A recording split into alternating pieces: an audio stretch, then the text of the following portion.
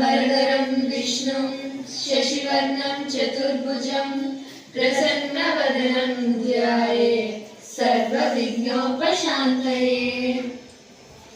जयमु जयमु मन भारत मातकु जयमु दिग्विजयमु संधानतानां చదువులనిచ్చడి సరస్వతి తల్లి చల్లగా చూడమ్మా సంధానతానాం సిరులనిచ్చడి శ్రీ మహాలక్ష్మి కరుణ చూపవమ్మా సంధానతానాం శత్రు వినాశము చేసడి దుర్గా జయము నీయవమ్మా సంధాన దేవనందనానా తరిగిట జంతరిత.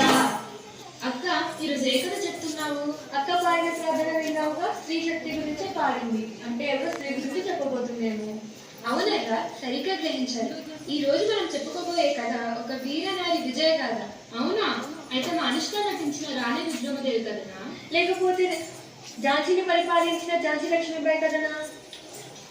కాదర్రా, నేటి కాలంలో అందరికీ తెలిసిన ఆదర్శ మహిళ కథ ఇది. విద్యావేత్తల ఇంట పుట్టిన వీరనారి కథరా.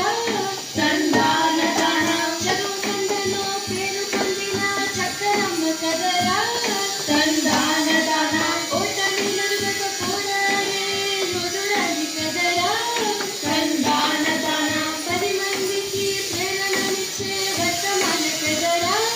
సంధానతానాం తరిగిట జంతరిత. ఇంతకు ఎవరా వీరనారి, ఏమో కదా? అయ్యలారా అమ్మలారా, స్త్రీలు వెలసిల్లిన భారత భూమిలో రాజనాడు పండే రత్నాల నేల మన తెలుగు నేల. ఆ తెలుగునాట గుంటూరు పట్టణంలో శ్రీ రత్తయ్య శ్రీమతి నిర్మల గారితోనే పుణ్య దంపతులున్నారు. ఆ దంపతులకు కలిగిన ద్వితీయ సంతానమే రాణి రుద్రమదేవి. చరిత్రలో శౌర్య ప్రతాపాలకు, సుపరిపాలనకి, సంస్కృతి వైభవానికి ప్రతీకగా నిలిచిన మహారాణి రాణి రుద్రమదేవి. ఆ లక్షణాలను పునికి పుచ్చుకోవాలనే ఉద్దేశంతో ఆ మహారాణి పేరునే తమ బిడ్డకు పెట్టుకున్నారు ఆ దంపతులు. రుద్రమదేవి బాల్యం, విద్యాభ్యాసం ఎలా సాగింది మరి? నానమ్మ తాతల ఆప్యాయతతో, అమ్మ రక్షణలో, నాన్న శిక్షణలో, అన్న అనురాగంతో ఆ పాప చక్కగా